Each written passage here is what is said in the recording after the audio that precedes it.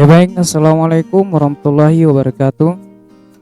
Ya kembali lagi back to channel Ladang Batu Entertain. Pada kesempatan kali ini, pada pertemuan kali ini sedikit berbagi ilmu kepada teman-teman semuanya.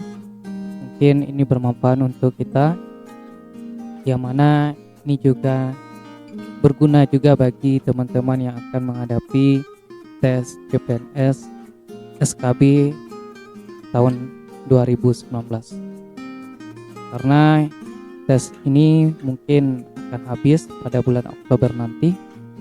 Mudah-mudahan ini juga bermanfaat ya tentang materi ini, dan juga berguna bagi kita semuanya tanpa terkecuali, dan terkhususnya untuk mata pembelajaran fikih khusus untuk kelas 7. Mudah-mudahan bermanfaat. Ya, kita awali materi kita, yaitu yang pertama adalah taharoh. Ya, taharoh. Apakah kita sudah siap untuk belajar semuanya, teman-teman? Oke, siap. Ya. Coba Anda berdiri sejenak, rapikan pakaian Anda. Ya, ini khusus untuk kita yang ada di sekolah. Dan silakan duduk kembali. Dan simpanlah segala sesuatu yang tidak berkaitan dengan pembelajaran fikih. Baik, mari kita awali pembelajaran ini dengan berdoa terlebih dahulu. Semoga Allah meridhoi dan memberkahi ilmu yang kita pelajari hari ini. Doa sebelum belajar ya.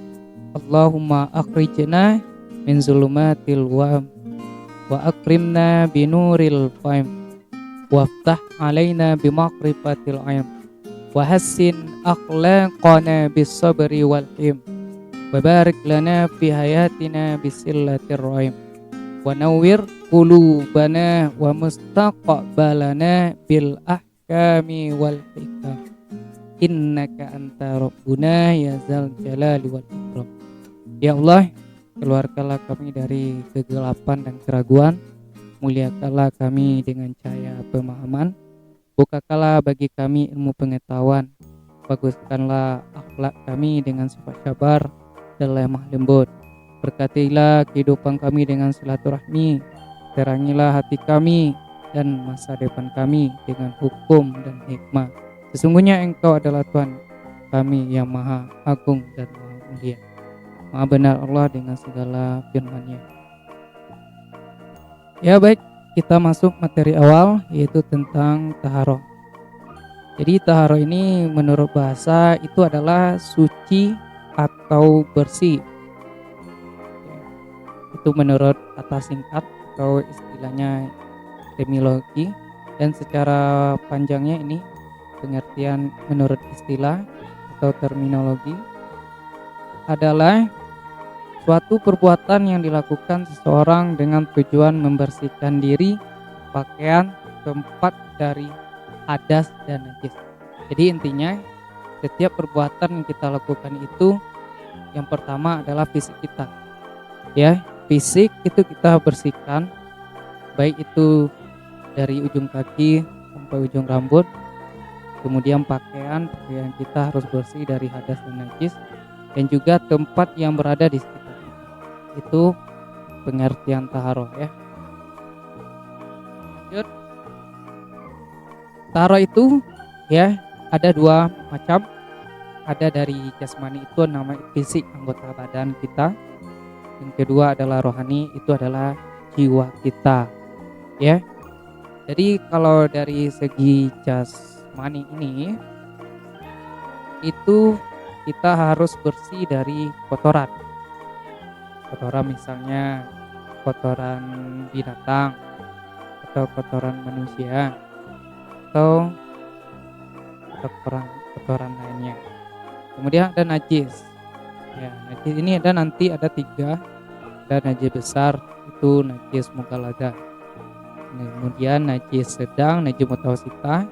Kemudian kemudian najis ketiga tadi ya. Kemudian ada najis ringan, itu mukaffafah. Kemudian ada hadas ya. Kalau hadas ini ada dua macam, ada hadas kecil dan hadas besar. Nanti kita bahas yang secara rinci kotoran, najis dan hadas ini. Kemudian yang kedua adalah rohani. Kalau rohani itu kita harus terhindar dari perbuatan dosa, perkataan kotor, sifat ya. Lanjut.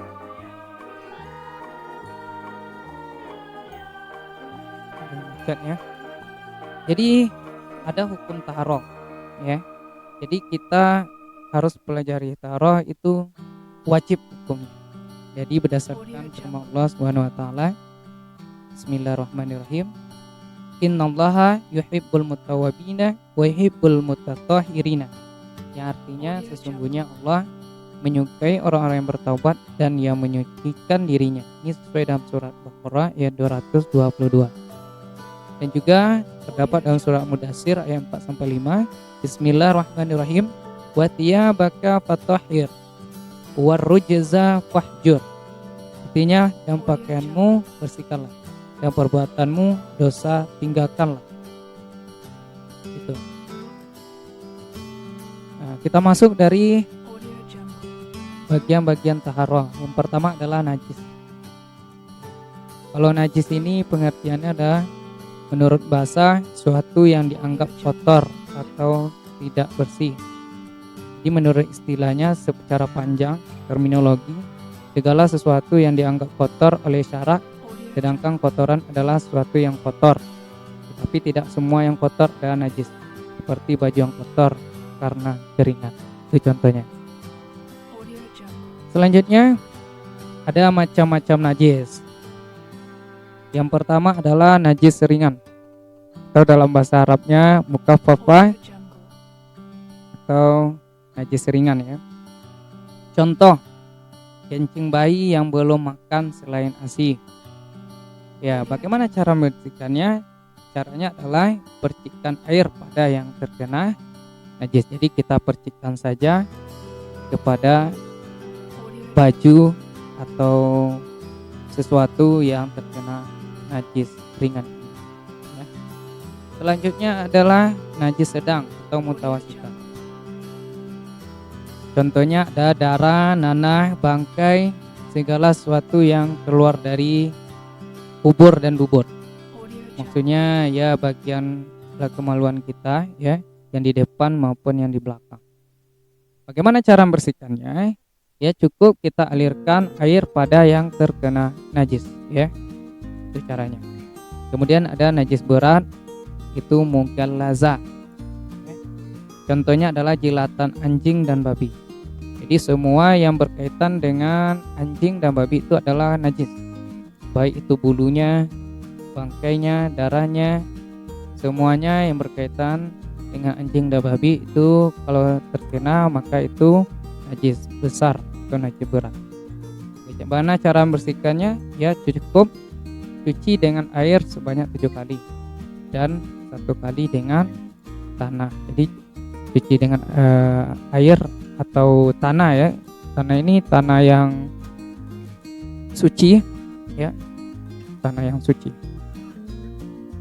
Baik, selanjutnya kalau dilihat najis itu dari segi wujudnya ada najis ainiyah dan najis hukmiyah. Yang pertama adalah najis ainiyah ya. Najis ainiyah ini adalah najis yang diyakini adanya tetapi tidak jelas zatnya, bau, warna atau rasanya. Misalnya baju kita kena tai burung atau kena darah, itu najis ainiyah. Ia diyakini adanya tapi tidak jelas ya. Yakin kita itu situ ada najis, tapi kita tidak bisa melihatnya dengan tatap mata. Itu namanya najis ainiyah. Bagaimana cara membersihkannya? Kita alirkan air pada yang terkena najis atau cuci dengan sabun. Itu cara membersihkannya. Kemudian yang kedua, najis hukmiyah. Najis hukmiyah ini artinya najis yang jelas kelihatan zatnya, bau, warna atau rasanya. Misalnya kencing yang sudah lama kering, debu dan lain-lain. Jadi jelas kelihatan najis itu ya. terkena kencing ataukah sudah lama ya sering, cara membersihkannya kita alirkan air pada yang terkena najis atau cuci dengan sabun. Itu cara membersihkannya. Itu dari segi wujud. Selanjutnya macam-macam air. Macam-macam air. Ada air mutlak, ya. Ada air mutlak. Ini bagaimana, apa alat yang kita gunakan untuk bersuci atau taharah. Yang pertama adalah air mutlak, ya. Air mutlak itu adalah air suci lagi mensucikan. Artinya air suci yang dapat diminum yang bisa dipakai untuk bersuci. Misalnya air hujan, air yang diturun dari langit, ya. Kemudian air es, air sumur, air laut, air sungai, air mata air, dan air embun. Lanjut. Kemudian yang kedua macam-macam air mustakmal. Jadi air mustakmal ini air suci tapi tidak mensucikan. Air suci yang dapat diminum tapi tidak bisa dipakai untuk bersuci. Air ini terdiri dari 3 macam. Yang pertama, air yang sedikit kurang dari 2 kula. Kalau diliterkan itu adalah 216 liter. Sama dengan 60 liter kali 60 cm kali 60 cm dalam bejana yang sudah bekas dipakai, baik untuk berwuduk ataupun untuk mandi. Yang kedua, air yang telah berubah salah satu sifatnya karena bercampur dengan suatu benda suci lainnya. Contohnya dia bercampur dengan air teh, air kopi, dan air yang lainnya. Yang dia air itu suci, ya, tapi tidak mensucikan. Yang ketiga adalah air pohon atau air buah-buahan seperti air kelapa, air nira, dan lain-lain. Jadi air ini suci tetapi tidak mensucikan. Itu 3 macam. Lanjut. Yang ketiga adalah air musamas. Air musamas adalah air suci mensucikan, tetapi makruh jika dipakai untuk bersuci, seperti air yang terjemur matahari dalam wadah selain emas dan perak. Kalau wadahnya emas dan perak itu boleh, tetapi selain emas dan perak itu makruh, seperti drum dan wadahnya lainnya yang diperkirakan akan berkarat, terkecuali air yang terjemur di tanah seperti air sawah, air kolam, dan tempat-tempat yang bukan bejana. Yang keempat, air mutanajis adalah air yang telah bercampur dengan najis. Air mutanajis ini tidak dapat dipakai untuk bersuci. Syaratnya adalah air itu yang kurang dari 2 kula atau lalu terkena najis, baik berubah sifatnya atau tidak. Itu air mutanajis. Yang kedua, air yang lebih dari 2 kula lalu terkena najis dan berubah sifat. Itulah macam-macam jenis air, ya. Nah, itulah alat yang kita bersihkan untuk bersuci maupun taharah. Selanjutnya kita masuk ke materi yang kedua, itu tentang hadas, ya. Jadi hadas ini kalau menurut bahasanya itu adalah hadasa yang berarti peristiwa. Sedangkan menurut istilah syarak berarti suatu keadaan tidak suci pada diri seorang sehingga tidak sah atau dilarang melakukan ibadah. Itu adalah pengertian. Kemudian masuk kepada macam-macam hadis. Ada hadis kecil dan hadas besar. Jadi apa perbedaan antara keduanya ini? Kita simak. Yang pertama itu adalah hadas kecil. Jadi hadas kecil ini maksudnya adalah suatu keadaan tidak suci pada diri seorang sampai melakukan wudhu atau bertayamum karena alasan yang diperbolehkan syarak. Cara mensucikannya adalah dengan berwudhu atau bertayamum. Di mana Rasulullah bersabda, la yuqabalullahu sholata ahadikum iza ahdasa hatta yatawaddo. Ini riwayat Bukhari. Allah tidak menerima sholat seorang apabila ia dalam keadaan berhadas sebelum ia berwudhu. Jadi hadas kecil ini, kalau kita terkena hadas kecil, maka kita harus berwudhu atau bertayamum. Contohnya apa hadas kecil ini? Contohnya kita kentut atau buang angin, kemudian buang air besar, kemudian bersentuhan laki-laki dengan perempuan yang bukan mahramnya, kemudian sudah tertidur, ya, tertidur pulas, kemudian pingsan, itu wajib berwuduk dan bertayamum. Itu hadas kecil.